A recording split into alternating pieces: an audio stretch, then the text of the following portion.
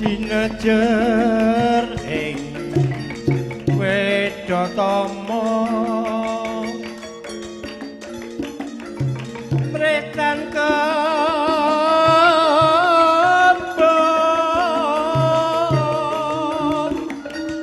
kembengan ing pambudi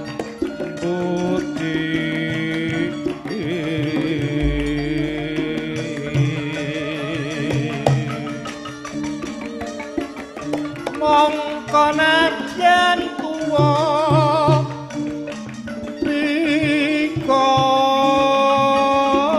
pikon yen tamikani rasa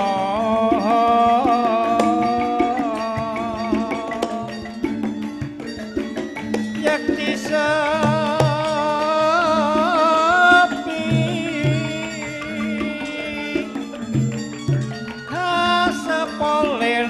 sepah samun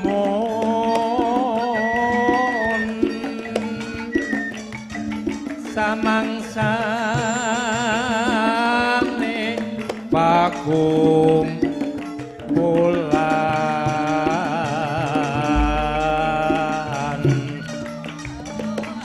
gonya kayu ngeleling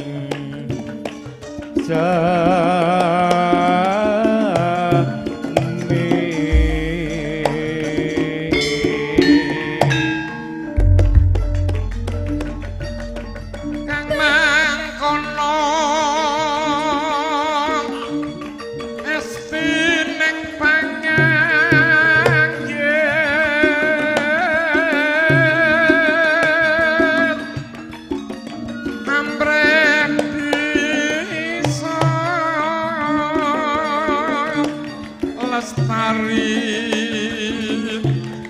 dodo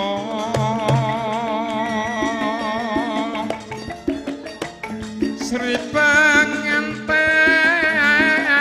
saka rone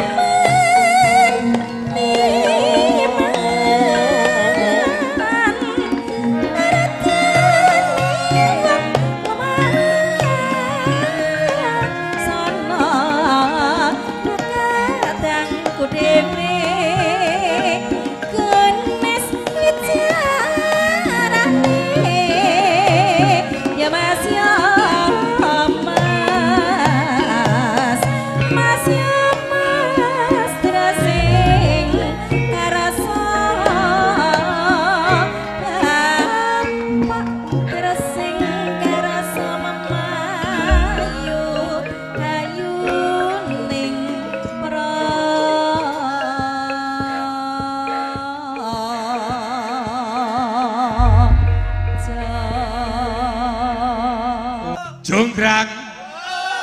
Jonggrang. Kowe ngerti ana ing Kadipaten Pengging kene Wanuja sing paling ayu dhewe kowe Jonggrang. Ora sah ngrayu-ngrayu ngono kuwi Bandung. Sampeyan ki ngrayu kok karo napok rumangsa. Saka bungah-bungahku Jonggrang. Bungah ya bungah nek ya aja napak-napuki ngono ki rumangsamu. Iki lagi anyak lho, rumangsa nono.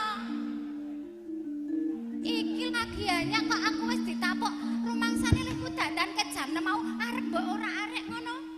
Jonggrang. Eneng apa? Aku seneng karo kowe Jonggrang. Not. Se. Ora pateni dhewe ngeyoga-yoga. Bandung. Seneng ya seneng. Ning umume ki nek wong seneng ki ya sing alus. Jonggrang. Ora kok nopak napok ngono ki. Najan to kowe mbokku cilik Jonggrang. Kowe mbokku cilik. Ning ora tak anggap kowe mbokku cilik. Kowe tak anggap bojoku Jonggrang. Bandung, aja nyedak-nyedak. Rupamu kaya luwak Bandung. Sumikir. Jonggrang.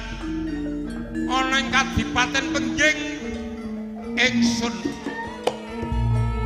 Anu Pak Lurah Beli putra mahkotae basa Jawane napa to, Pak? Senadyan panjenengan adipati wonten ing Pengging. Jonggrang. Tresna karo sampean Bandung. Saka tresnaku kene. Jonggrang linggo ora panggonku. Jonggrang asem tenan. Bandung, aja mangkon. Tenanan. Jonggrang. Besok lamun tok lakon aku dadi bojomu Jonggrang. Sik Bandung, sabar. Wong lanang ini lagi cara-carane mengungkapkan hawa nafsunya yang kudu cek-cek. Sik Bandung. Aja mangkon. Tetembangan sing apik Bandung.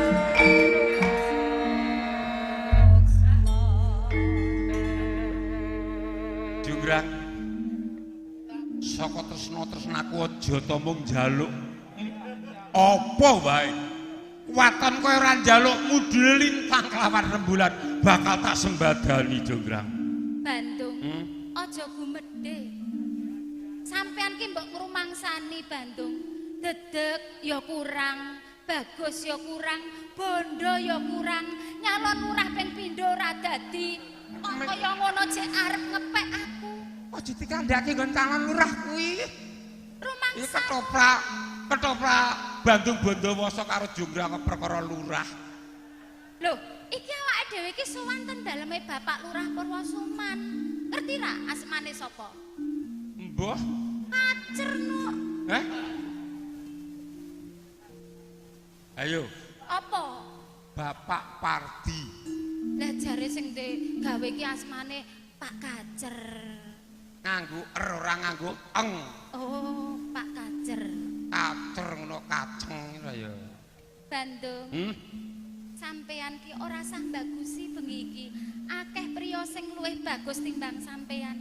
Nanging priya-priya kang bagus tetep sugih dhewe aku Jonggrang. Sugih sing mbok ndelke ki apa Bandung? Kowe ngerti? Omah magrong-magrong kaya gone Lurah Pardi ki jak luwih elok omahku Jonggrang. Aku ora percaya Bandung. Gone Pak Pardi awate mung semene-mene. Lah ngono. Jaman nalika mbangun aku ngerti beda karo nggonku Jonggrang. Awate samene mene. Kok iso gedhi timen? Piye? Jonggrang. Saka tresna aku karo kowe Jonggrang. Apa penjalukku bakal tak sembadani, bakal tak lakoni Jonggrang. Kosek. Yo taktuk. Eteng iki ngenteni kethoplae kok wis enak endinge. Prung taktuk. Ngomong wis. Bandung. Apa kowe tresno aku tenan?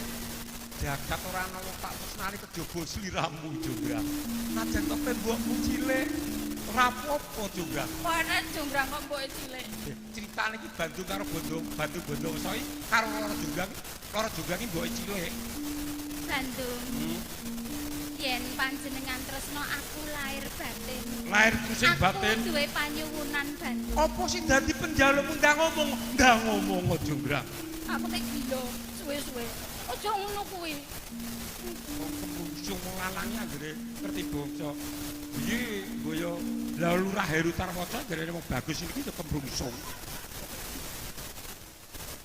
Bandung. Umpama sampean tresno aku tenan, aku duwe panyuwunan. Lah sandembok-dembok ngene iki. Lah tak demok kene. Enak banget. Piye njaluk apa? Kowe njaluk apa Aku Jonggrang? njaluk candi reca cacahe 1000. Ning sewengi kudu dadi Bandung. Yen mung njaluk reca cacahe 1000 seminggu kudu dadi aja mbok sebut Bandung Bondowoso lan ora iso nglakoni. Kosek Bandung. Sawangen Jonggrang lagi sewengi urung tutuk wae. Iki jam piro iki? Jamku mati. Pak Lurah Tri, iki mang gawake Pak Lurah. Ndi? Sawangen reca 100, 200. Teko mburi ki ana 300. Sing ana manggon kene ki reca apa wae nek reca lurah enek. Terus reca bakul bibit barang ya enek. Reca Surya Peloh ya enek. Surya Paloh. Kosek Bandung. Aku durung percaya. Ya. Yen aku durung ngitung dhewe Bandung. Hitungan perangan nggon kene ana cacahe reca 300 Jonggrang. Sik Bandung. Kene iki bangsa reca apa? Ha, kerca kere kae. Sing kono ki bangsa reca apa Bandung? Iki reca-reca kang minulya Jonggrang. Sawangen reca-reca kang her sing putri-putri katon bagus-bagus hitungan 100 200 tambah swidak. Dadi wis enek 500 swidak. Kosek Bandung. Lah sing kene iki reca apa Bandung? Bangsa reca-reca lurah. Bandung. Iki lurah Weli. Reca lurah Weli. Ning durung komplit Bandung. Iki bangsa reca kewan-kewanan durung ana. Kowe ngerti? Cacahe pira? 240, 300, 200 swidak karo 240 gunggung sungsume ana. Ana 890. Kok ya? Iki reca kewan-kewan durung ana. Iki reca kewan-kewan. Kae reca apa cilik kae? Kucing no. Reca kewan ana. Ayo apa Bandung? Iki reca waloya. Waloya lawa iki. Sing mburi sing ngegong kae reca apa Bandung? Kae reca kirek. Bangsa kewan-kewan. Bandung. Cacahe pira Bandung? Iki mau wilangan wis tak itung. Iki mau durung genep 1000 Bandung. Lagi 999. Dadi aku ora sida dadi bojomu Bandung. Jonggrang. Kepiye? Yen kaya ngono jeneng kowe memirang jagat. Mirang piye? Aja tenanan lho ya Ri. Iki prahmenan ngono lho. Terus Iki tak dadak pengesan Bandung. Bandung Bondowoso ki anake Ratu Pengging Sugih. Senadyan panjenengan anake Ratu Pengging Sugih, panjenengan adipati, Weh, nanging aku ora tresna pengen karo ngerti sampeyan Bandung. lho sepatu ya nyari utangan Ngono mbok pamerke. dadi 999 Iya Bandung. ngerti yo Jonggrang jenenge Sabda Brahmana Raja Sabda pangandika Brahmana Pandhita Raja Ratu pangandikaning ratu bakal kedadian Jonggrang genepe jebul kowe Jonggrang.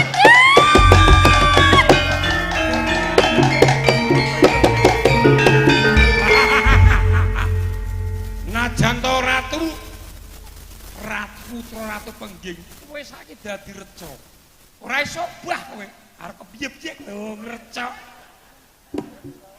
reca lho weh rada atos Lurah Heru Terwaca melu ora weh lho reca kene gunungane waduh recane kaya weh lha nek reget imen iki ora tau didangir iki Jonggrang kowe tetep dadi reca Jonggrang aku seneng hari ini tak apusi kok kok mau tak wiangku Jonggrang anu Bandung Bondowoso dadi aku ora pengen demok Pak dadi mumpung ada kesempatan sinten sing melek demok reca bayar 50 ayo reca ora sobah nek gelem demok bayar 50 ora nek nduk kita dorane sing nggo dhuwit iki sinten nggih kyai-kyai mriki ingkang badhe demok reca nek Pak Lurah Taryo 75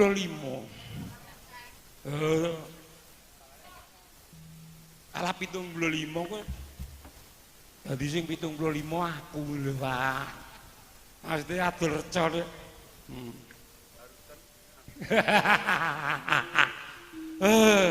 dadak apa kowe dadi reca omo jenenge iki MC Simin mulih kok nyambut gawe reca tak dokok pinggir dalan ngene Alah ora kuat men iki. Wegah aku. Recane Lah ora kuat engko nek malah tiba rumangsamu latihan sik, sampeyan ki fitness dhisik baru engko lagi nggotong aku. Apa? Pit apa? Fitness. Fitness, pitontel radio fitness barang.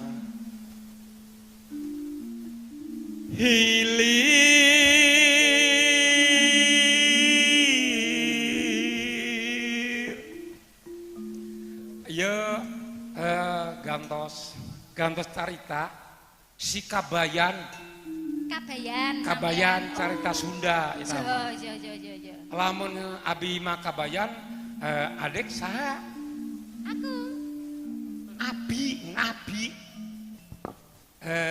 anjen mah ideng mah cantik sekali antiku tek mung mak kae ning ya ora apa-apa ndemok milio apa ngerti iki permintaan terakhirmu kok men ora apa-apa milio permintaan apa terakhir maksudnya bendang mati ngene ora lha kowe pomo mati sik dhewe karo mati keri dhewe pilih ndi ayo keri to lho penyanyine pekok lha kok iso mati keri dhewe sing guru ki sapa sik. Nah aku mati iki pilih nek wayahe ya. Oh iya. Angin panggeli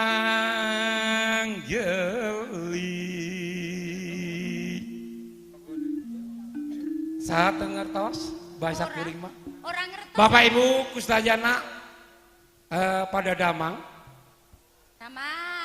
Pada salametnya. Selamat. Atur nuhun kadoa arstuna ke mempelai berdua. Mugi-mugi doa arstu Bapak Ibu Kusdayana kepada mempelai berdua akan hidup jadi keluargi anu sakinah mawaddah warahmah. Amin. Aku sakit pinter iman ya. Kabar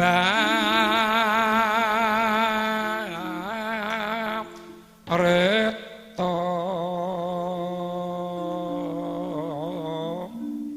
kabar reto nek kumaha zaman dulu para hiangan gerepan Sundan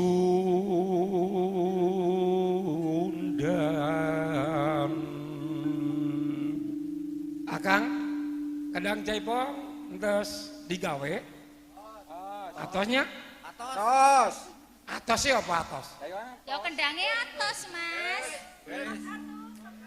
banjir harja seer seni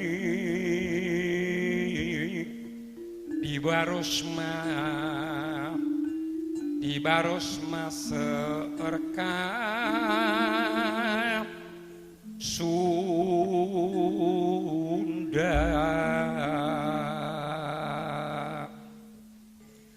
Asep Sunandar Sunarya ngadalangna cicih cangkurileng kakawin bajing loncat ngaran nana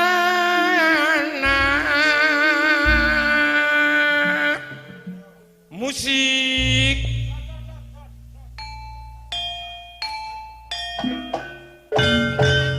Rini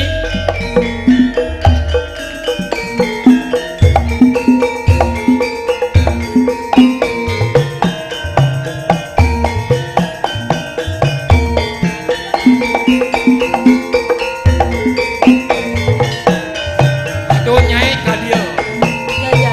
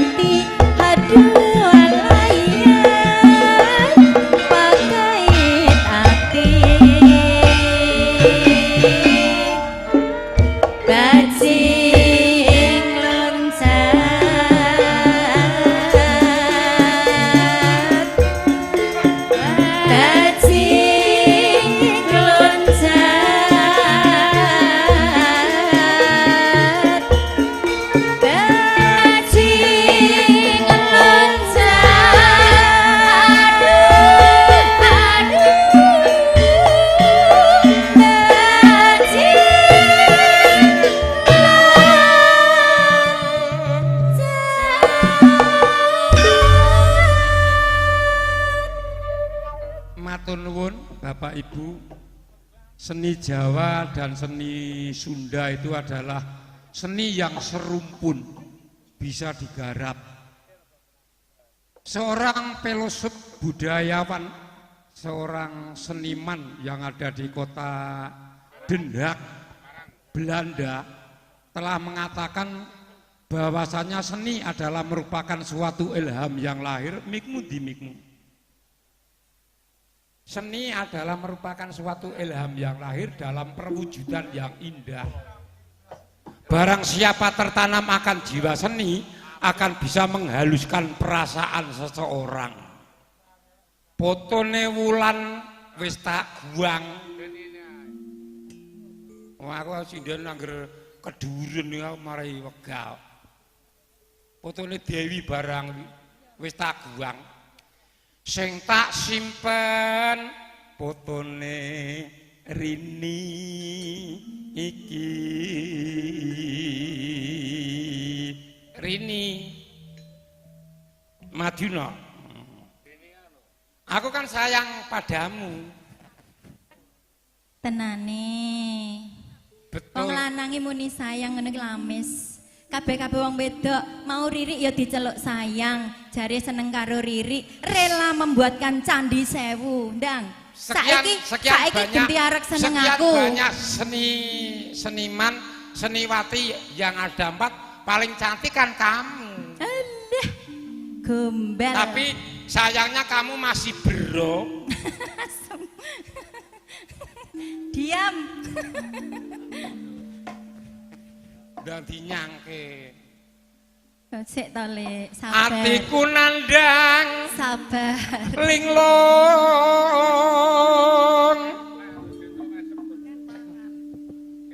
yen awan ora mangan. Lah ngopo? Sampe nek awan kok ramangan ki ngopo? Ora nes dipangan kok. Ya Allah, Pak, mengke mang betani. Loh, niki lho. Loh, Pak Lurah mesakne sampean nek mangan awan ramangan ki lho. Sisane Lurah Heru ya enak ya. Lah iya enak. Boyak ini. Kene tak dulang.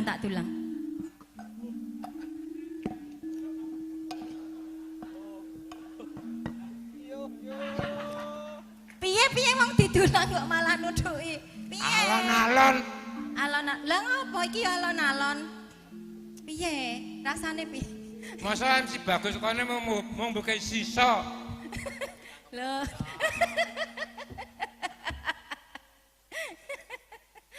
Piye men? Rasane piye lek men? Masa mau wedang karo sisamu ora? Rik, urung lali ro ngombe Rik bar ngom. Piye diombeni Pak Lurah rasane piye lek? Wes kok rasane piye? Rasane gak enak. Lho gak enak ombenono Rik. Tanah iki nek sing ngombeni nek ra kowe iki ra enak kok simen ki kok kandhani kok. Mimi. Nah, piye? Enak apa ora? Wah legi iki. Ora legi. Legi. Nek rada amis. Kok iso ki lho? Lho kok iso amis? Rasakno neh to, rasakno neh. Piye rasane? Jane legine rada amis. Kok iso to? Lah nek sing wae Pak Lurah kaemu piye? Gak enak blas. Gak enak blas. Nek iki mau jane enak ning rada amis. Apa to? Amis. Kok iso Rik? Urung mbok udek ya Erik kuwi mau Rik. Sing udek kurang banter, alah kene ndelok tak udeke. Nah, coba. Iki lek ngudek kok driji ya, Mas. Asem tenan. Lamun bengi aku ra bisa turu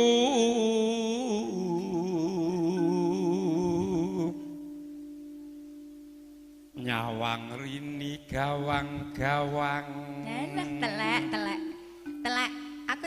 Aku wis gak terpengaruh kaya ngono guys. Gombal telek. Manerane sing ngenyangi. Ya ben. Malah utuh. Lurah-lurah darjo padha radoyan. Radoyan aku ya radoyan kok. Dasar ayu bocah manet ning nang glong. Baleni yoga-yoga cace. Lagi mangan kalau. Dasar ayu bocah manis. Akido nyekel piring kalau. Ngono kuwi jenenge ada kekompakan di antara MC dan penabuh.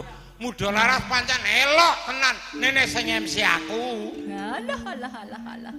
Fotomu sing nang ngapeku wong ayu.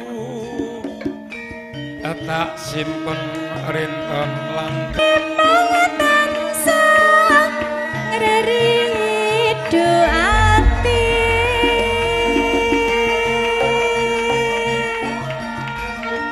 Rindu yen aku rindu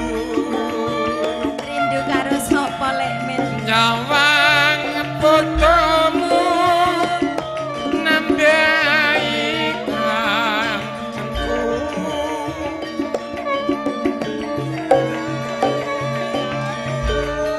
tak sawang ambal peng sewu katon ngalem katon ngalen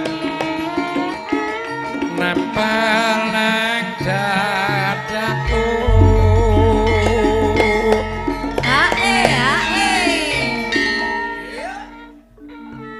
kok ngeti wong ladene ngopo to lek kurang sak piring kurang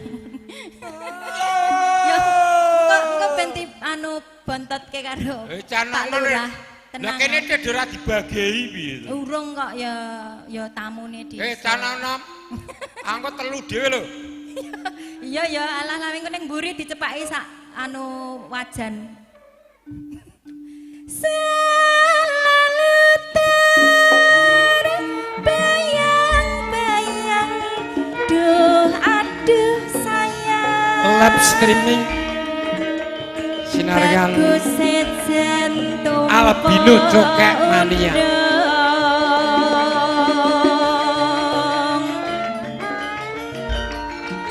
jroning baten montang manting mangsemelang bisa yen ra kelakon nyanding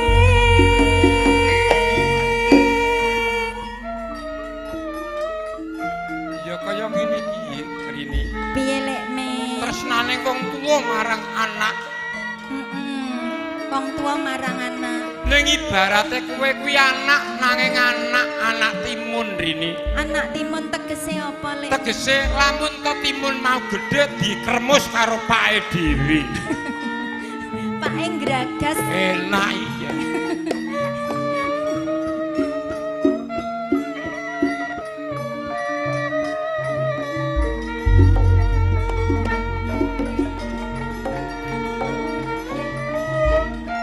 fotomu sing nang hapeku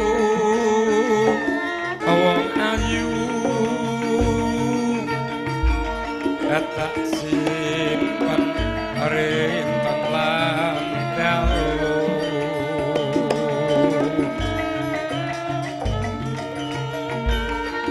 andang-andang nang pilingan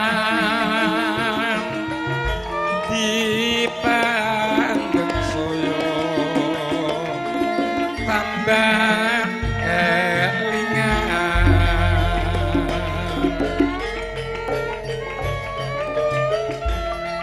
sepanangi sing ana bingung duh aduh piye bagus sejen tumpo undang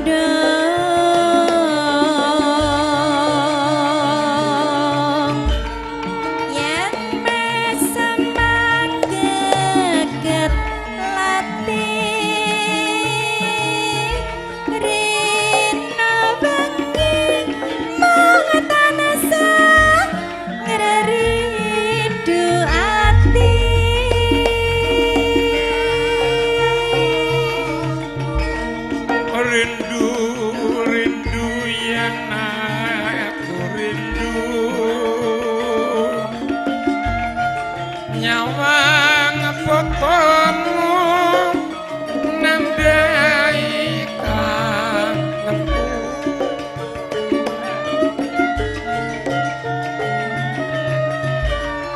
tak sawang ambal peng sewu katon ngalen nempel nang dadaku ae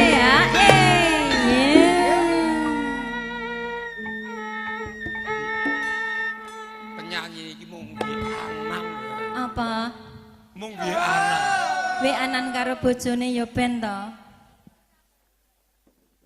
oh iya to alhamdulillah anake dikabari karo Diajeng malam ini melahirkan tekono alhamdulillah sisan anake lanang apa wedok kok nek anake lanang somben wis gedhe kok dadi peniti wae kok dadi peniti ya sing apik dadi dokter apa dadi guru ngono kok ya aku gadang-gadang aku mau aku bojoku sing ya selamat buat Dik Diajeng bojoku sing nek mbayek apa lanang tenan tak kon dadi peniti yo ndang apa lah engko nek mulih nggo apa-apa jadah apa-apa ngono alah ya nek pas dikeki nek ra dikeki ra kaya yo ngomong sing duwe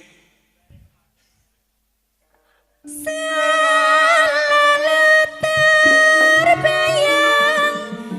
terbayang-bayang duh aduh sayang aku sing nandeng kasmaran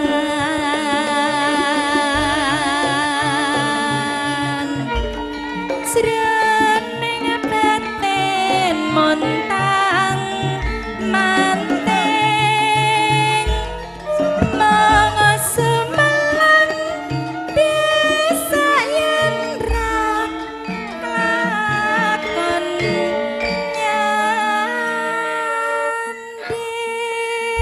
nyanding Rini kalem lek men matur nuwun alias terima kasih sami-sami thank you thank you you are welcome